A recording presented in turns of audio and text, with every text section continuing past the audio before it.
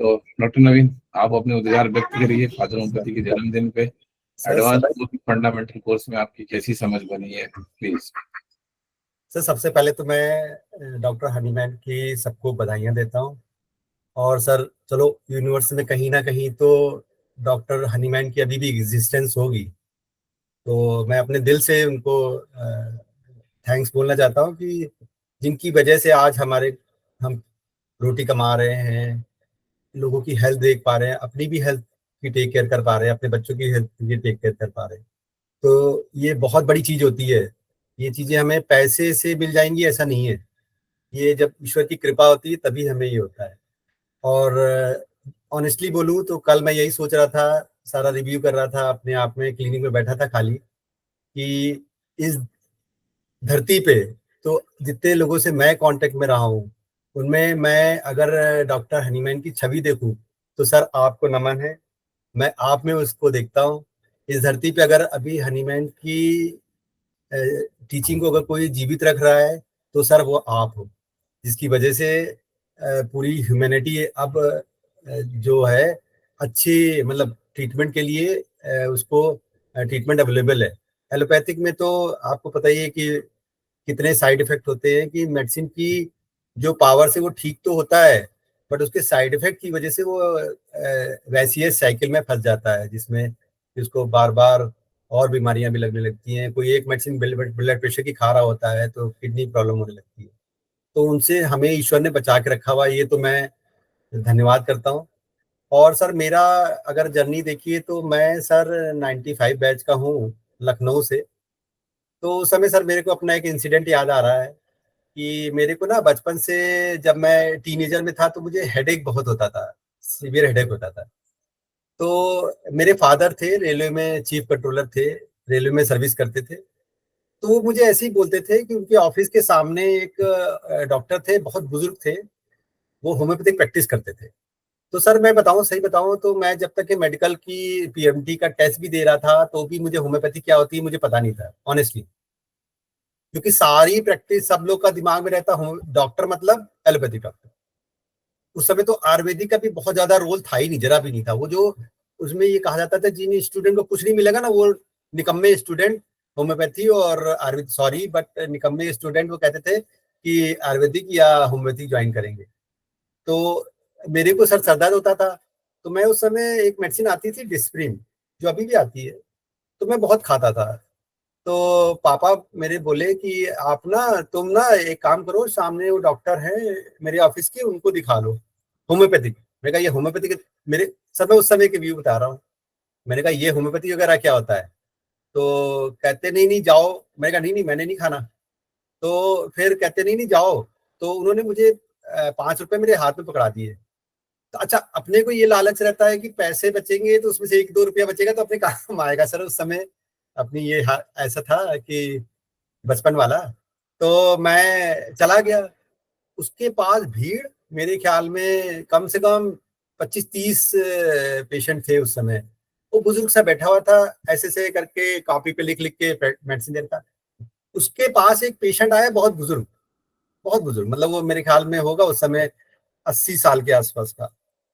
तो वो देख रहा था उसको। तो बुजुर्ग ने अपने थैले में से सीटी स्कैन निकाला, उस समय की बात है। तो वो डॉक्टर सीटी स्कैन पकड़ के ऐसे लाइट में देख के कहता हाँ तुम्हें प्रॉब्लम है। तो मैं मन में मेरे जो आ रहा था वो ये आ रहा था कि बेटा 1 मिनट वीडियो चल रही।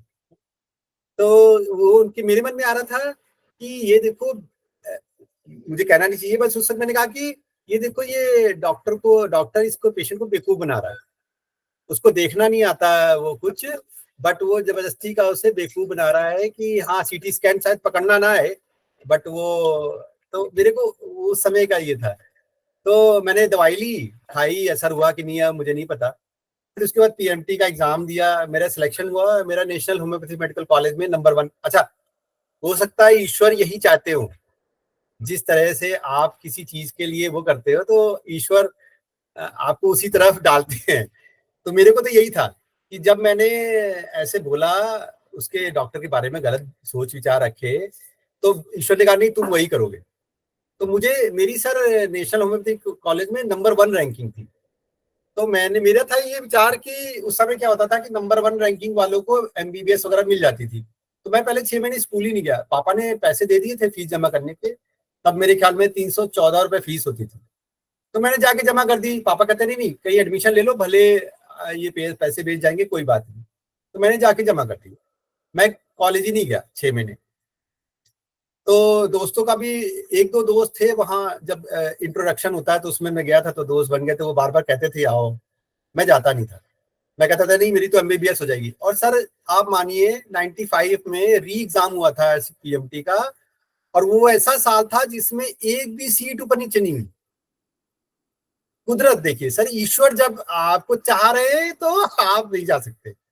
तो उसमें क्या हुआ, और एक सीट क्लियर हुई बीडीएस की, वो मुझे मिलनी थी।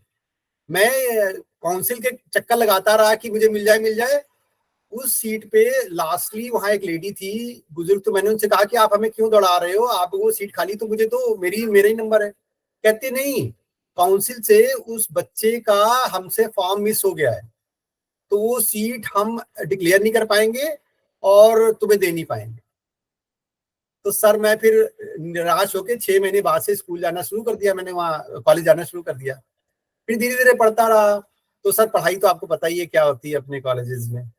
तो उसके बाद मेरी इंटर्नशिप भी आ गई। हमें कुछ वैसे समझ का उतना ज्यादा नहीं बना, क्योंकि कॉलेज की पढ़ाई ऐसी थी। तो वही 30, 200, 1M तक की प्रूडेंसी को, वही जैसे अभी सब डॉक्टर कह रहे हैं कि हम, फिर उसमें होता था कि फार्मूले तैयार कर लो, ये 4 मेडिसिन मिला दो इसके लिए उसके लिए, तो ये फार्मूले वही प्रैक्टिस करते थे। फिर मेरा दोस्त मेरे कांटेक्ट में आया, राकेश। वो अभी इस दुनिया में नहीं है, उसको गॉल ब्लैडर का कैंसर होकर उसकी डेथ हो गई थी। सर उससे मैं बहुत अटैच था, मतलब वो मेरा, समझ लीजिए एकदम दिल का टुकड़ा जिसको कह लीजिए। मैं उससे बहुत ज्यादा अटैच था। तो वो जब उसकी डेथ हुई तो मैं बड़ा शॉक में रहा हूँ, काफी साल, मतलब साल भर रहा हूँ पूरा। तो मैं बैठा बैठा रोता रहता था, क्योंकि वही मेरा सपोर्टर था। वो मेरे को, हम लोग डिस्कस कर लेते थे आपस में। तो वो उसने मुझे, कैंट मेथड तो उसको काफी अच्छी पकड़ थी, तो उसने मुझे, हम लोग ने जो डिस्कस करके करा कि 10M, CM, 50M याले उस पे चलने लगे हम लोग। तो कुछ समय वो भी प्रैक्टिस करी, बट सर रिजनेबल रिजल्ट्स रहे, कोई बहुत ज्यादा हमें बेनिफिट नहीं हो रहा था। फिर एक दिन हमारी फैमिली में कुछ ऐसा इशू हुआ कि बच्चे को कुछ प्रॉब्लम हुई थी, वो सर मैं डिस्क्लोज नहीं कर पाऊंगा यहाँ।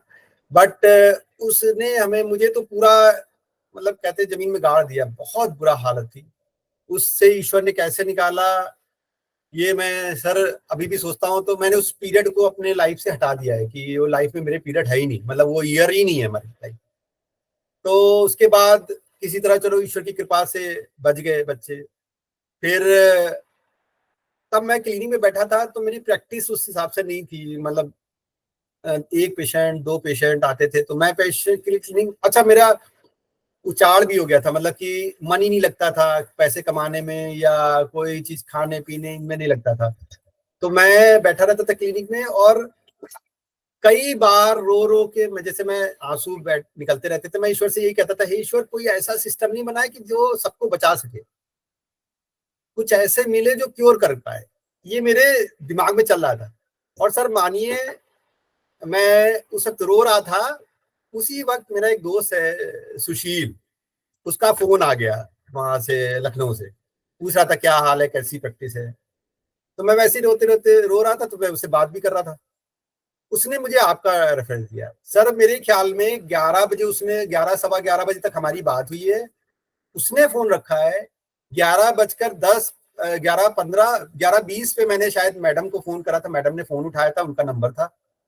तो मैडम से डिस्कशन हुआ है 10-15 मिनट का, और मैंने उसी वक्त ज्वाइन कर लिया था सर फंडामेंटल कोर्स।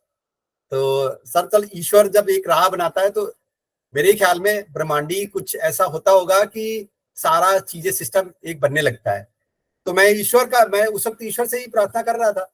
तो उसी एक फोन आया, तो भी मैं, इसीलिए मैंने कोर्स ज्वाइन करा। मैंने कहा नहीं, ये ईश्वर की मर्जी है। तो मैंने ज्वाइन कर लिया सर। आपसे बात हुई, आपने हम लोग को इतना अच्छा गाइड करा, बहुत अच्छी तरह से। मैं कहता हूँ फंडामेंटल में मुझे होम्योपैथी की एकदम अलग सोच बन गई, एकदम अलग समझ बनी। तब मैं LM पे आया। धीरे धीरे एलएम की प्रैक्टिस शुरू करी, फिर जो ये एडवांस कोर्स शुरू करा सर, ये हम लोग के लिए अल्टीमेट है।